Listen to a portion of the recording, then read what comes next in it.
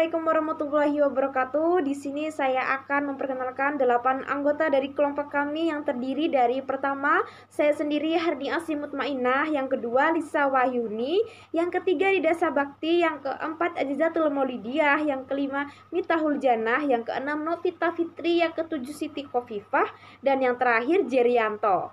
Kami adalah salah satu mahasiswa dan mahasiswi IAIN Palangkaraya yang ditugaskan untuk membuat video terkait perilaku organisasi guna memenuhi salah satu tugas mata kuliah di ujian akhir semester. Males kuliah, biasalah. Tuanya pengen libur mulu, apalagi dosennya nggak enak. Mending di rumah main TikTok sambil stalking. Halo? Enggak, aku nggak masuk hari ini, males. Hah? Jadi Pak Chandra dosennya? Udah ganti dosen kita? Oke deh, OTW. Nah teman-teman, jadi salah satu hal yang kita dapat dari mempelajari mata kuliah perilaku organisasi adalah mengetahui adanya motivasi, di mana motivasi ini adalah dorongan untuk seseorang melakukan sesuatu, di mana motivasi ini dapat kita dapatkan dari berbagai aspek, dari orang terdekat, dari lingkungan sekitar, dan lain sebagainya. Seperti yang saya beri contoh tadi, saya malas sekali berangkat ke kuliah, saya malas sekali berangkat ke kampus, tapi karena saya mengetahui bahwasanya yang masuk pada pagi itu adalah dosen favorit saya atau idola saya jadi lebih bersemangat. Nah, itu tadi adalah salah satu contoh dorongan atau motivasi, di mana kita bisa mempelajari dorongan atau motivasi ini dengan belajar di perkuliahan perilaku organisasi. Assalamualaikum warahmatullahi wabarakatuh. Perkenalkan, nama saya Mitahul Janah. Di sini saya akan mendeskripsikan tentang mata kuliah perilaku organisasi. Menurut saya, mata kuliah perilaku organisasi merupakan sebuah disiplin ilmu yang mempelajari tentang perilaku individu dan tingkat kelompok dalam organisasi serta dampak terhadap kinerja, baik kinerja organisasi, kelompok, ataupun individual. Perilaku organisasi juga dikenal sebagai studi tentang organisasi. Studi tersebut merupakan bidang telaah. Sekian dari saya, akan dilanjutkan oleh teman-teman saya yang Assalamualaikum warahmatullahi wabarakatuh. Perkenalkan, nama saya Novita Fitri. Di sini saya akan menjelaskan apa tujuan mempelajari perilaku organisasi. Tujuan yang pertama adalah untuk dapat memahami dan menjelaskan kejadian-kejadian yang terjadi dalam sebuah organisasi. Dengan demikian, kita dapat mengembangkan cara berpikir tentang kejadian-kejadian di dalam lingkungan organisasi. Mengapa perilaku organisasi penting dipelajari?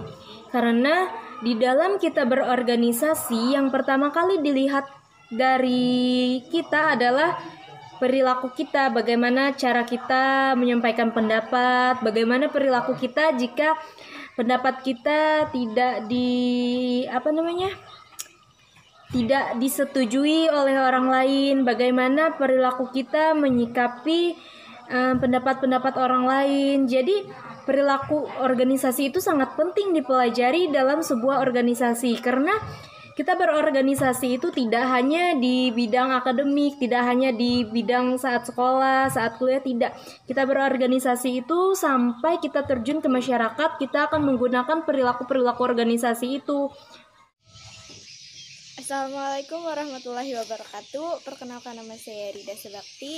Di sini saya akan melanjutkan pemaparan materi yang berkaitan dengan perilaku organisasi. Langsung saja, yaitu dimensi-dimensi pokok pembahasan teori organisasi. Ada 3. Yang pertama yaitu dimensi teknis. Dimensi teknis yaitu dimensi yang menekankan pada kecakapan atau kemampuan seseorang yang dibutuhkan. Kecakapan atau kemampuan seseorang yang dibutuhkan untuk menggerakkan organisasi. Yang kedua yaitu dimensi konsep, yaitu sebuah rancangan khusus yang dijadikan sebagai acuan dalam menjalankan sebuah organisasi. Artinya setiap gerak Artinya, setiap gerak atau kegiatan yang akan dilaksanakan tetap mengacu pada pedoman yang telah dibuat oleh seluruh atau sebagian anggota organisasi yang mempunyai wewenang. Dan yang ketiga yaitu dimensi manusia adalah dimensi yang paling utama dalam sebuah organisasi, karena tanpa adanya dimensi manusia, otomatis suatu organisasi tidak akan pernah ada, karena tidak ada yang membuat organisasi dalam arti membentuk sebuah organisasi dan tidak ada penggerak yang melakukan suatu kegiatan organisasi tersebut. Baiklah, sekian materi yang saya sampaikan. Materi selanjutnya akan disampaikan oleh teman saya. Assalamualaikum warahmatullahi wabarakatuh. Perkenalkan, nama saya Siti Khalifa, salah satu anggota dari kelompok 3. Di sini saya akan menjelaskan sedikit tentang manfaat mempelajari perilaku organisasi. Baiklah, langsung saja saya akan menjelaskan bagaimana sih manfaat mempelajari mata kuliah perilaku organisasi ini. Nah, jadi tentunya banyak sekali manfaat yang kita dapat dalam mempelajari mata kuliah perilaku organisasi ini. Salah satunya yaitu kita dapat mengetahui bagaimana berorganisasi dengan baik dan cara bagaimana kita berpendapat dengan baik, dengan saling menghormati dan menghargai satu sama lain, dengan menghargai pendapat orang lain dalam organisasi tersebut. Jadi sangat bermanfaat sekali tentunya, apalagi bagi para mahasiswanya, karena dengan adanya mata kuliah perilaku organisasi ini dapat menyatukan suara dan pendapat dari sekian banyaknya mahasiswa dan bisa menghargai antara pendapat satu dengan pendapat yang lain. Pengertian motivasi adalah proses yang menjelaskan intensitas, arah, dan ketekunan seorang individu untuk mencapai tujuannya.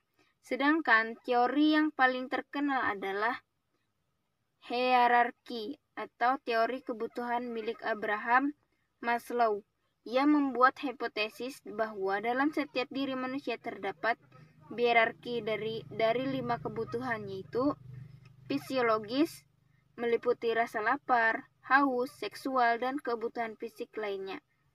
Rasa aman, meliputi rasa ingin dilindungi dari bahaya fisik dan emosional. Sosial, meliputi rasa kasih sayang, kepemilikan, penerimaan, dan persahabatan. Dan yang keempat, penghargaan, meliputi faktor penghargaan internal maupun eksternal. A. Kualitas diri, meliputi pertumbuhan, pencapaian, potensi seorang, dan pemenuhan diri sendiri. Kemudian area motivasi manusia, yaitu 4 area motivasi manusia adalah makanan, cinta, seks, dan pencapaian. Tujuan-tujuan yang mendasari motivasi ditentukan sendiri oleh individu yang melakukannya. Individu dianggap tergerak untuk mencapai tujuan karena motivasi intrinsik atau keinginan beraktivitas atau meraih pencapaian tertentu semata-mata demi kesenangan atau kepuasan dari melakukan aktivitas tersebut, atau karena motivasi ekstrinsik, yakni keinginan untuk mengejar suatu tujuan yang diakibatkan oleh imbalan-imbalan eksternal. Assalamualaikum warahmatullahi wabarakatuh. Perkenalkan, nama saya Jerianto, Prodi Perbankan Syariah, kelas B semester 3. Di sini saya akan memaparkan materi saya yang berjudul 8 manfaat organisasi bagi kehidupan sosial. Berorganisasi adalah kegiatan yang memiliki banyak manfaat bagi kehidupan manusia, mengingat manusia adalah makhluk sosial yang tidak bisa hidup sendiri. Organisasi pada dasarnya merupakan suatu tempat di mana orang-orang berkumpul, bekerja sama, rasional, sistematis, terkendali, dan memanfaatkan sumber daya, dana, lingkungan, material, lingkungan metode, sarana prasarana, data yang digunakan secara efisien dan efektif untuk mencapai tujuan bersama. Dalam sebuah organisasi, tentu para anggotanya harus terus menunjukkan perkembangan. Hal inilah yang akan membuat anggota sebuah organisasi akan terpacu untuk mengembangkan pola pikir menyesuaikan dengan zaman yang terus berkembang. Yang pertama, mencapai tujuan yang diharapkan bersama. Didapatkan dari organisasi adalah tercapainya tujuan tersebut dengan lebih mudah. Mengapa demikian? Karena dalam sebuah organisasi terdapat struktur pembagian kerja serta struktur tata hubungan kerja bagi setiap anggotanya, sehingga meskipun masing-masing anggota memiliki peran sendiri-sendiri. Yang kedua, masalah dapat terpecahkan. Dalam sebuah organisasi, permasalahan adalah hal yang sangat sering terjadi, entah karena perbedaan pendapat atau permasalahan dalam segi fisikal sebuah kelompok. Yang ada mengajarkan bagaimana harus bersikap dan menyikapi permasalahan yang ada dalam kehidupan masyarakat. Yang ketiga, menambah pengetahuan dan wawasan. Dalam sebuah organisasi, tentu para anggotanya harus terus menunjukkan perkembangan. Hal inilah yang akan membuat anggota sebuah organisasi akan terpacu untuk mengembangkan pola pikir menyesuaikan dengan zaman yang terus berkembang.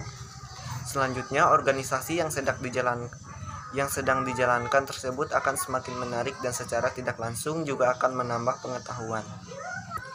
Selanjutnya, timbulnya semangat kerjasama. Mau tidak mau, setiap anggota organisasi dituntut untuk ikut serta dalam setiap hal yang berkaitan dengan organisasi tersebut. Dan dalam setiap hal yang berkaitan dengan orang banyak, tentu tidak dapat dibebankan hanya pada satu orang saja, tetapi dibutuhkan kerjasama dari anggota lainnya.